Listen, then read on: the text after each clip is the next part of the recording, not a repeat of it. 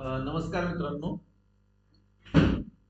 सर्वप्रथम तुम्हाला मकर संक्रांतीच्या खूप खूप शुभेच्छा. अ, तिळगुळ घ्या, गोड गोड बोला आणि मार्केटने आपल्याशी गोड गोड राहावं आयुष्यभर, हीच प्रार्थना करून आजचा हा व्हिडिओ चालू करतो. मागच्या ज्या 4 व्हिडिओ आहेत त्याच्यामध्ये आपण इन्व्हेस्टिंग म्हणजे काय, स्विंग ट्रेडिंग म्हणजे काय, त्यानंतर इन्व्हेस्टिंगशी रिलेटेड आयपीओ आणि हाऊ टू फाइंड किंवा इन्व्हेस्टिंगच्या संदर्भात जे काही क्रायटेरिया आहेत, तर ते क्रायटेरिया मी तुम्हाला सांगितले होते की कशा प्रकारे त्यावर बरोबर तुम्हाला आयपीओ पासून कशी सुरुवात करता येईल किंवा आयपीओ बद्दलही डिटेल्स माहिती तुम्हाला मागच्या व्हिडिओमध्ये दिली होती. ठीक आहे.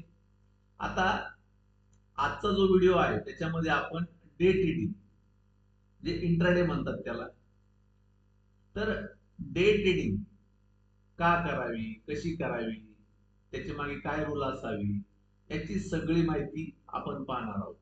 सगळ्यात प्रथम आपण इंट्राडे ट्रेडिंग का करावी याचं उत्तर पाहणार आहोत. आता बघा, इंट्राडे ट्रेडिंग ज्या लोकांना ट्रेडिंग या क्षेत्रात करिअर करायचं किंवा ज्या लोकांकडे ट्रेडिंगसाठी एक्स्ट्रा टाइम उपलब्ध आहे, म्हणजे वेळ उपलब्ध आहे, अशा लोकांनी इंट्राडे ट्रेडिंग करायला पाहिजे, ते करू शकतात.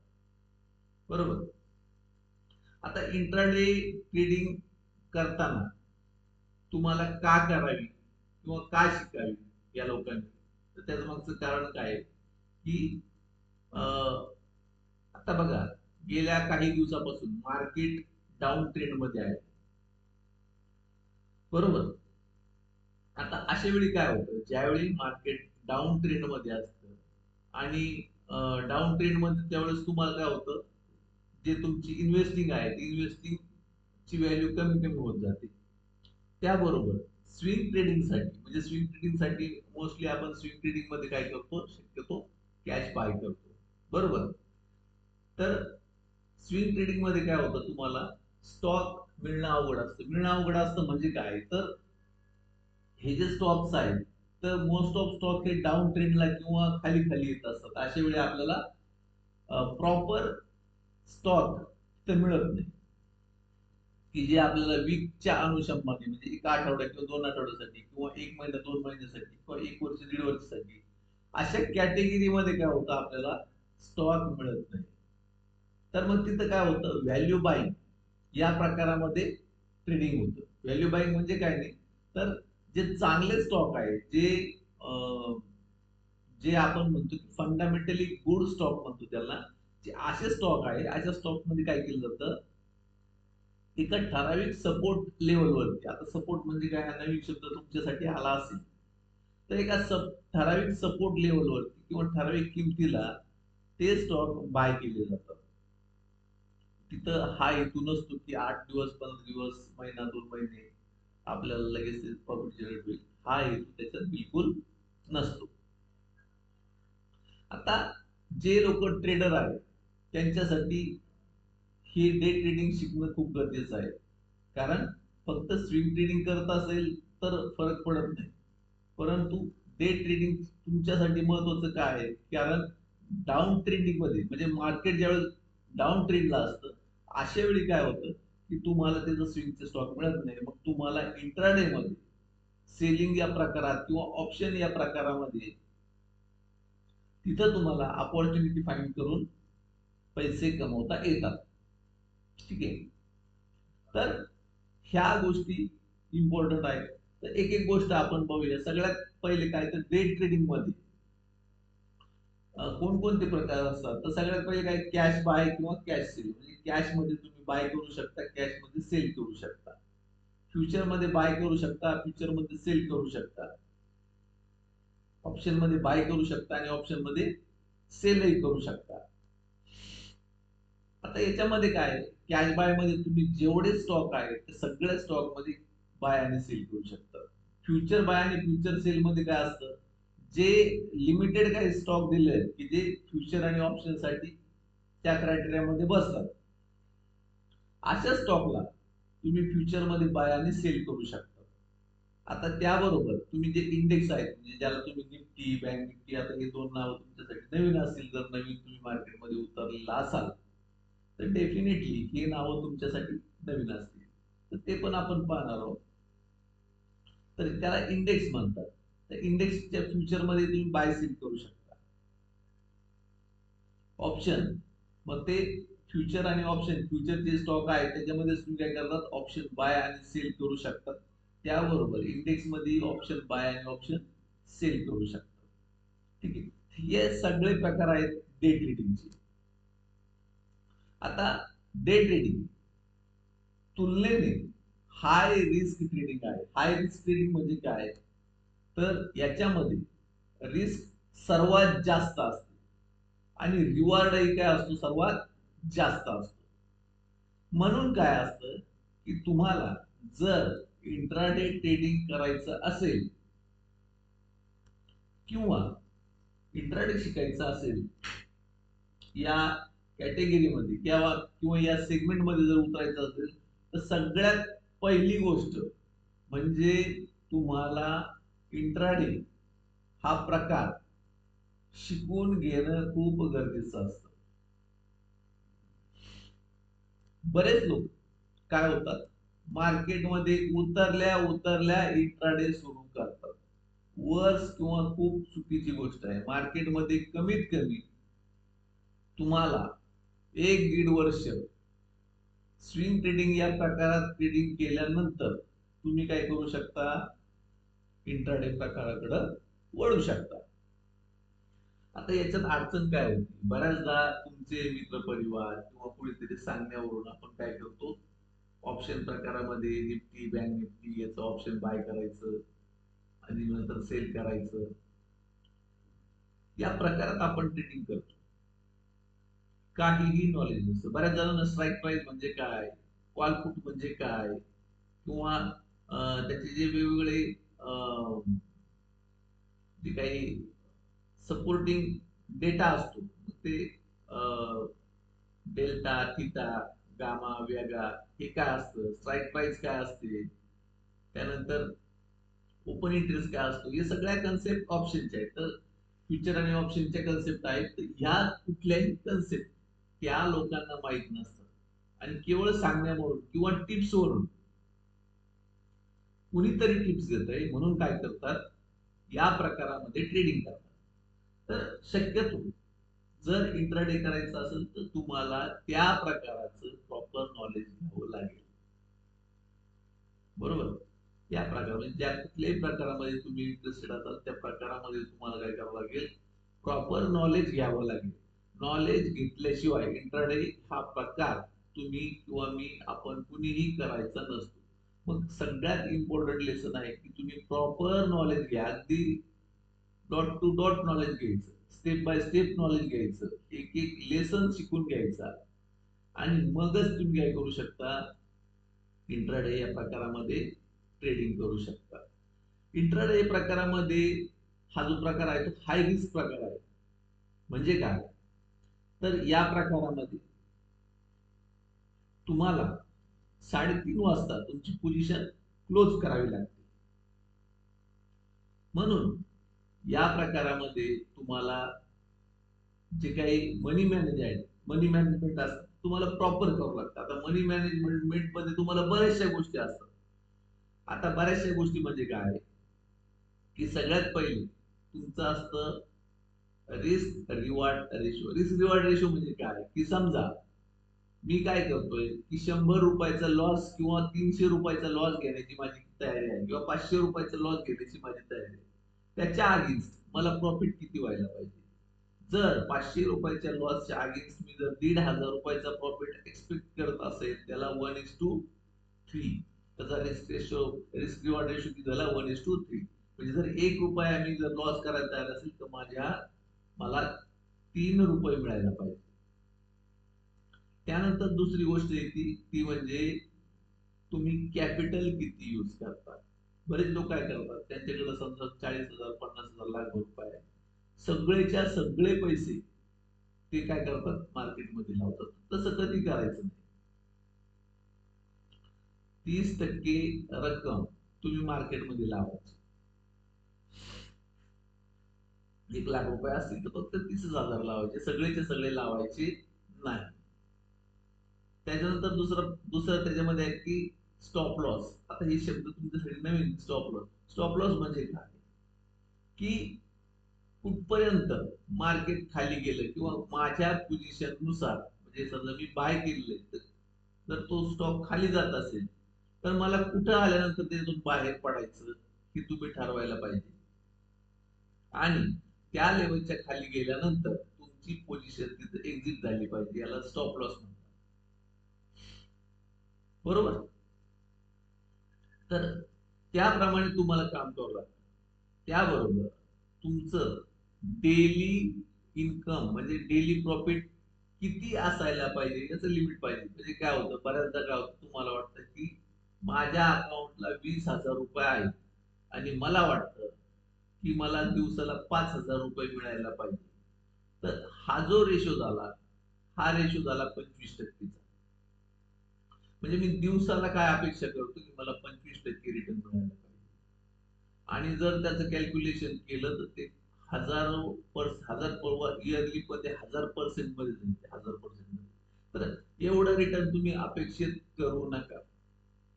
मार्केट दिवसाला 2 ते 5% रिटर्न तुम्हाला आरामशीर मिळतं. कमीत कमी 2%, मॅक्सिमम 5% सफिशियंट आहे. मग समजा तुझ्याकडे 20,000 आहे, तर 20,000चे 5% किती होतात ते कॅल्क्युलेट करायचं.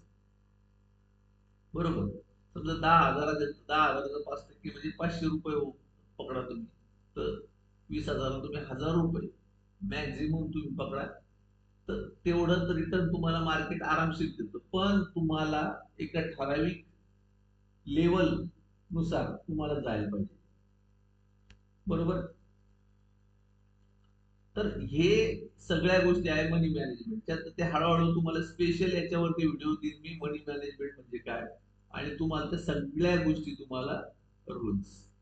आता यानंतर इंट्राडे मध्ये अजून एक फॅक्टर काम करतो, त्याला म्हणतात ट्रेडिंग सायकोलॉजी.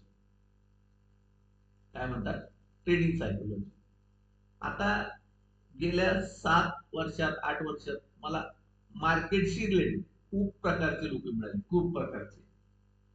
सगळ्यात पहिले मला जे लोक सर्वात जास्त मिळाले ते लोक कोणते होते, तर ओव्हर कॉन्फिडन्स. ओव्हर कॉन्फिडन्स म्हणजे काय, तर हे जे लोक होते हे सगळे लोक मार्केट कुठेही शिकलेले होते. फक्त युट्यूबवर 4-2 व्हिडिओ बघितले आणि मार्केट चालू केलं शिकायला. इंडेक्स मध्ये काम करणारे लोक म्हणजे निफ्टी बँक निफ्टीचे ऑप्शन खरेदी करणारे लोक हे अनालिसिस कसं करत होते, तर एक दोन त्यांचे ठरलेले युट्यूबर असतात, त्या युट्यूबरचे व्हिडिओ पाहायचे, मग तो लेवल देणार, मग त्या लेवलच्या वरती गेलं मार्केट की बाय करायचं किंवा त्या लेवलच्या खाली गेलं की सेल करायचं. हा त्यांचा फंडा. आता मार्केटमध्ये त्या व्यतिरिक्त बऱ्याच प्रकार असतात, जसं की फिअर फॅक्टर. फिअर फॅक्टर म्हणजे काय, ज्या लोकांनी मार्केटमध्ये खूप लॉस घेतलेला आहे अशा लोकांवरती हा फिअर फॅक्टर खूप मोठ्या प्रमाणात काम करतो. सायकोलॉजीवरती पण एक स्वतंत्र व्हिडिओ घेतोय मी, तो पण तुम्हाला समजेल. तर बऱ्याचदा तुम्ही तुमच्या अनालिसिस वरती ठाम राहायचं. काहीही झालं तरी तुम्ही ह्याच प्रकारे ट्रेडिंग करणार हे डोक्यात ठेवून चालायचं. ज्यावेळी तुम्ही या प्रकारामध्ये ट्रेडिंग कराल त्यावेळेस तुम्हाला तुमचं रिटर्न किंवा तुमचे अपेक्षित जे काय आहे ते बरोबर मिळेल. त्यानंतर ग्रीड. जसं मी अगोदर सांगितलं की 20,000 आहे तुमचं भांडवल आणि तुम्हाला वाटतं की मला दिवसाला 5,000 मिळाले, तर हा काय होतो, ग्रीड या प्रकारात म्हणजे लालच. आपण लोभ, हाव, तर हा या प्रकारामध्ये येतो. तर अशा प्रकारे अगदी हाव ठेवायची नाही तुम्ही. ओके. त्यानंतर एन्झायटी, डाऊट, फोमो. फोमो म्हणजे फिअर आउट, मिस आउट. म्हणजे काय, बऱ्याचदा आपल्याला मार्केट वरवर पळताना असं वाटतं की अरे मी घ्यायला पाहिजे किंवा मी घेतला असतं बरं झालं असतं, असं वाटतं आणि मार्केटमध्ये उड्या मारतो. त्याला फोमो म्हणतात. डाऊट. डाऊट म्हणजे काय, बऱ्याचदा एखाद्या गोष्टीचं स्टडी तुम्हाला झालेला असतो पण तुम्ही काय करता, तुम्हाला तुमच्या स्वतःच्या अनालिसिसवर विश्वास नसतो आणि मग तिथं तुम्ही तुमची जी काही स्ट्रॅटर्जी असेल त्यावर फोकस न करता घेऊ की नको घेऊ की नको यामध्ये तुम्ही जास्त वेळ घालवता. त्यामुळं या सगळ्या गोष्टी तुमच्यासाठी इम्पॉर्टंट आहे. मार्केटमध्ये उतरल्यानंतर इंट्राडे ट्रेडरला ट्रेडिंग सायकोलॉजिकली तुम्ही खूप तंदुरुस्त असणं गरजेचं असतं. मार्केटमध्ये सायकोलॉजी खूप इम्पॉर्टंटपणे काम करते आणि जर तुम्हाला तुमचं माइंडसेट जर परफेक्ट नसेल, कारण सुरुवातीच्या काळात लॉस होतो, तो लॉस घेतला घेतला की तुमचं काय होतं, तिथं फिअर फॅक्टर ऍड होतो. परंतु त्याच्यावरती ओव्हरकम करून त्याच्यावरती काम करून तुम्हाला काय करायचं असतं, मार्केटमध्ये तुमची माइंडसेट तुम्हाला फिक्स करायचं असतं. बरोबर. तर या सगळ्या गोष्टी तुमच्यावरती काम करतात. आता काही इम्पॉर्टंट गोष्टी आहेत इंटरनेटच्या बाबतीत, की जर स्टॉक मध्ये काम करतात तर लिक्विड स्टॉक. आता लिक्विड स्टॉक म्हणजे काय, की ज्याच्यामध्ये बाईंग आणि सेलिंग होते. ते लिक्विड स्टॉक म्हणजे त्याच्यामध्ये बाईंग आणि सेलिंग व्यवस्थित होते. म्हणजे अगदी डायरेक्टली तुम्हाला मार्केट अगदी एकच कॅन्डल खूप वर जाणे लगेच दुसरी कॅन्डल परत खाली जाणे असं न होतं. स्टेप बाय स्टेप वरती जातो, स्टेप बाय स्टेप खाली येतो. त्याला लिक्विड स्टॉक म्हणतात. ते बायर असतात आणि सेल असतात. नंबर 2 आहे की मार्केटचा ट्रेंड तुम्हाला फॉलो करावा लागतो. मार्केट कोणत्या ट्रेंड मध्ये आहे त्याच प्रकारच्या पोझिशन तुम्ही फाइंड आउट करायचे. म्हणजे मार्केट सेलिंग मोड मध्ये आहे, मार्केट डाऊन ट्रेंड आहे तर सेल साठी स्टॉक फाइंड आउट करायचे. मार्केट बुलिश आहे तर बाय साठी किंवा तुम्हाला अपट्रेंड साठी स्टॉक फाइंड आउट करायचे. त्यानंतर यूज स्टॉप लॉस ज्युडिशियली. म्हणजे स्टॉप लॉस हा यूज करायचाच, करायचा म्हणजे करायचाच. कधीच नेकेड पोझिशन त्याला म्हणतात, स्टॉप लॉस न लावता घेतलेल्या पोझिशनला किंवा केलेल्या ट्रेडिंगला नेकेड पोझिशन म्हणतात. तर नेकेड पोझिशन कधीही ठेवायचं नाही. तुमचं काय पर्सेंटेज आहे, समजा माझं 5% मला प्रॉफिट पाहिजे, 2% लॉस पाहिजे, तर 2%ला तुमचं तिथं एसएल असायलाच पाहिजे. 5%ला गेल्यानंतर भले तुम्ही 5%च्या वर गेले तर गेले, तुम्ही 5%ला स्टॉप लॉस वर घ्या. परंतु सुरुवातीला तुम्हाला 2%चा स्टॉप लॉस तिथे लावणं तुम्ही गरजेचं आहे. Do not over trade.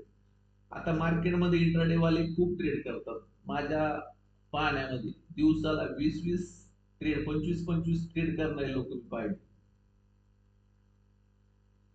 एका दिवसामध्ये 20 किंवा 25 ट्रेड करतात आणि प्रॉफिट घेतात 500 रुपये, 1000 रुपये. तर याच्यातले 90-80% तुमचे काय जातात, हे ब्रोकरेज मध्ये जातात, टॅक्सेस मध्ये जातात, चार्जेस मध्ये जातात.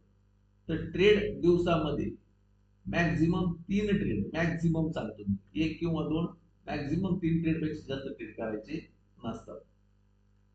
Avoid rumours and media news. आता याच्यावरती तुम्हाला एक सेपरेट मी व्हिडिओ देणार आहे. मीडिया रुमर आणि मीडियावर न्यूजवरती, की बातमी ऐकतो अमुक अमुक स्टॉक मध्ये असं असं झालंय आणि लगेच काय करतात तुम्ही, दुसऱ्या दिवशी त्या स्टॉक मध्ये उडी मारतात. तसं करायचं नाही. काही एक्झाम्पल आहेत ते तुम्हाला मी एका दिवशी त्या व्यक्तीशी आपल्या समोर बसून तुम्हाला ते एक्झाम्पल दाखवतो, की कशा प्रकारे रुमर्सवर त्या व्यक्तीनं मला फोन करून विचारलं की XYZ स्टॉक आहे आणि स्टॉक बाय करू का. अचानक तो स्टॉक जवळपास 10-15% वाढला होता आणि गॅप अप होऊनही तो अजून वर गेला होता. तर अशा प्रकारे स्टॉक वाढल्यानंतर मी त्यांना एक रिकमेंड केलं की अमुक अमुक प्राइसला घ्यायचा आहे आणि नंतर तो 1 महिन्याने त्या प्राइसला मिळाला त्यांना. म्हणजे जर त्यांनी त्या दिवशी घेतला असता तर 1 ते 1.5 महिन्यापर्यंत तो स्टॉक खाली खाली खाली येत होता. तर या प्रकारे do not be an investor. म्हणजे इन्व्हेस्टरची माइंडसेट वेगळं असतं. स्टॉक खाली गेला काय, वर गेला काय, त्याला काय फरक नसतं. परंतु तुमचं माइंडसेट हे ऍज अ ट्रेडरच असायला पाहिजे. Analyse and learn. Analyse and learn म्हणजे काय, की मार्केट सुरू होण्याच्या अगोदर आदल्या दिवशी आपल्याला प्रिपरेशन करायला पाहिजे, की कोणत्या स्टॉक मध्ये बायर्स ऍक्टिव्ह आहेत, कोणत्या स्टॉक मध्ये सेलर्स ऍक्टिव्ह आहेत. त्यानुसार आपल्याला काम करावं लागतं. त्याबरोबर दररोज आपण ट्रेडिंग करताना काय पॉझिटिव्ह होतं, काय निगेटिव्ह होतं, आपल्याकडून काय चुकलं, हे आपल्याला राईट डाऊन करून एक चूक रिपीट करायची नसते. म्हणजे बऱ्याचदा काय होतं, की आपण काहीतरी चूक करतो आणि तीच चूक पुन्हा आपण 8 दिवसांनी करतो, परत 15 दिवसांनी तीच चूक करतो. तर do not repeat your mistake. चूक तुमच्या रिपीट करायच्या नाही. Avoid emotional decision. म्हणजे बऱ्याचदा काय होतं, की आपण ओव्हर कॉन्फिडन्स मध्ये, की नाही नाही हा जाणारच आहे वरती, मला वाटतं. बऱ्याच लोकांना मी विचारतो, की तुम्ही तिथं ट्रेड का घेतला? तर ते म्हणते, मला वाटलं बरं. मला वाटलं म्हणजे आपल्या वाटण्यावर नसतं. तर काहीतरी टेक्निकल कारण तिथं असायला पाहिजे. ते टेक्निकल कारण तुम्हाला शोधता आलं पाहिजे आणि टेक्निकल कारण घेऊनच तुम्ही काय करा डिसिजन घ्यायचं. Avoid taking much risk. Much risk म्हणजे काय? बरेच लोक हे जे ब्रोकर असतात ते ब्रोकर तुम्हाला पैसे पुरवतात ट्रेडिंगसाठी, त्याचे चार्जेसही घेतात.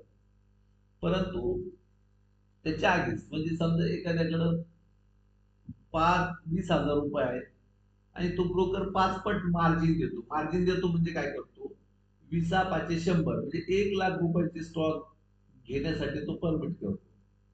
आता बघा, मगाशी जसं मी सांगितलं, की तुमचं 2% स्टॉप लॉस आणि 5% तुमचं जर प्रॉफिट असेल, तर त्या कंडिशन मध्ये 1,20,000ला 2% म्हणजे किती होणार साधारण ती अमाऊंट, आणि 1,00,000च्या 2% याचं जर कम्पेअर केलं, समजा 5% पकडा, बरोबर.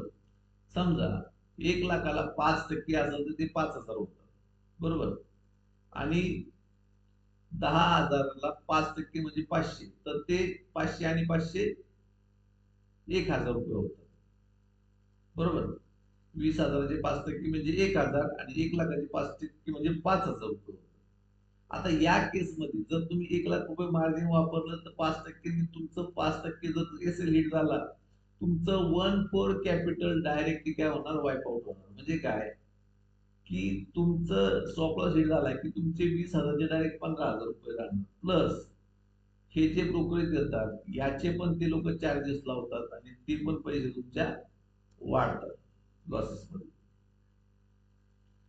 नंबर जो शेवटचा पॉइंट इथं मांडलेला आहे तो काय आहे, की तुमचं फोकस असायला पाहिजे. फोकस म्हणजे काय, की बऱ्याचदा काय होतं, की आज केलं उद्या नाही केलं, 4 दिवसांनी अचानक आला बसला मार्केटमध्ये. तसं करायचं नाही. रोज वेळ देणं गरजेचं, रोज मार्केट पाहणं गरजेचं, की आज काय झालं, मार्केट कसं वरती गेलं, का वरती गेलं, तुमचे रोजचे काय अनालिसिस होते, त्याच्यामध्ये काय झालं. तर या सगळ्या गोष्टी इन्क्लूड असतात. मार्केटमध्ये लहरीप्रमाणे काम करायचं नाही. आपलं वाटलं केलं, नाही वाटलं 2 3 दिवस मार्केटकडे बघितलंच नाही असं. प्रॉपर तुम्हाला एक प्रॉपर ट्रेडर होण्यासाठी मार्केटला रोज पाहणं गरजेचं. भले जिथं असेल तिथं, भले तुम्हाला मार्केट ट्रेडिंगला वेळ मिळाला नाही तरी जेव्हा शक्य असेल तेव्हा मार्केट पाहणं तुमच्यासाठी खूप गरजेचं आहे. त्यानंतर काय, तर ट्रेड ड्युरिंग डेझिग्नेटेड आवर्स म्हणजे काय, तुमच्याकडं स्पेसिफिक वेळ असायला पाहिजे. म्हणजे तुम्ही कुठं तर ट्रॅव्हलिंग करताय किंवा कुठं तुम्ही काम करताय, कुठं मशीनवर काम करताय, कुठं कॅम्प्युटरवरती कुठं जॉब करताय, तुमचं काहीतरी चालू आहे, किंवा तुम्ही कुठल्या कार्यक्रमामध्ये आहेत आणि तिथं ट्रेनिंग करतात, हे चुकीचं आहे. Have a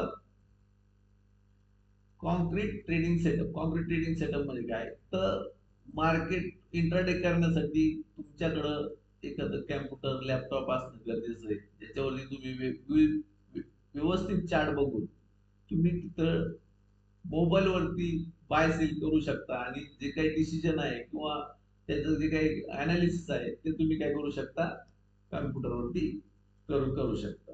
increase your position gradually म्हणजे काय, तर समजा एक लॉटने सुरुवात करताना मार्केटमध्ये तुम्ही सुरुवात 100 शेअर्सनी केली, की हा मी फक्त 100च शेअर्स घेणार इंटरडेसाठी.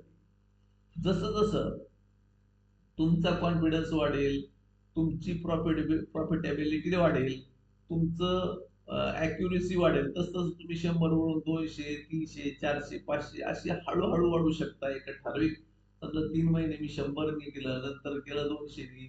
तर या प्रकारे तुमचं काय करायचं, हळूहळू तुमच्या पोझिशन वाढायच्या. त्यानंतर हे सांगितले तुम्हाला की लिक्विड स्टॉक, त्याच्यामध्ये तुम्हाला बायर सेलर अवेलेबल आहे. अशा स्टॉकमध्ये तुम्हाला काम करायचं.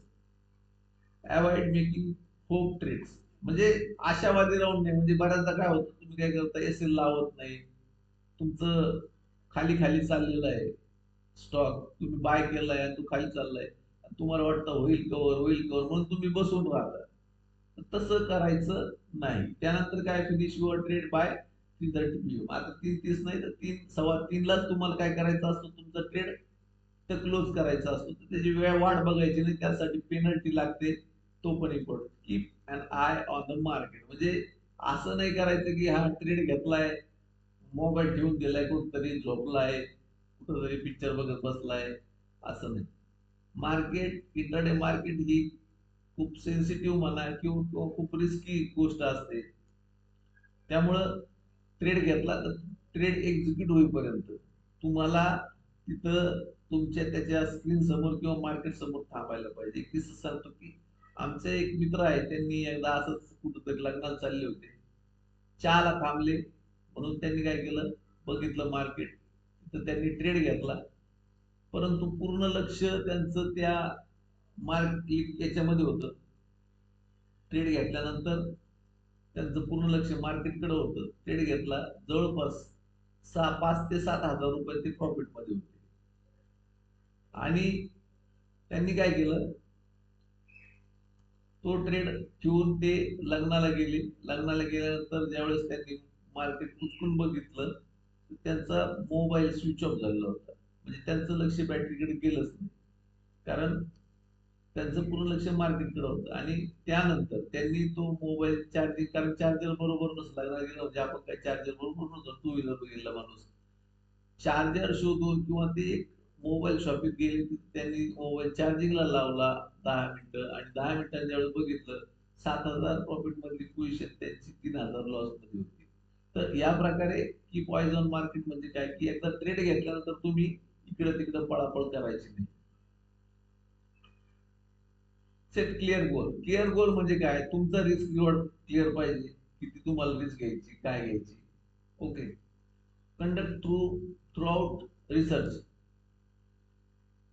म्हणजे काय, की तुम्हाला मार्केटमध्ये रॅन्डम उतरायचं नाही. अगोदर आदल्या दिवशी प्लॅन करायचा, सगळा कुठल्या स्टॉक मध्ये बाय करायचं असेल तर कुठले स्टॉक बघणार, सेल करायचं असेल तर कुठले स्टॉक बघणार.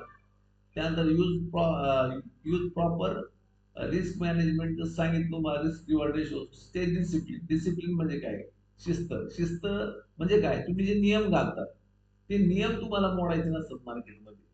म्हणजे मार्केटचा पहिला नियम कोणता असतो, what is the first rule of market is that do not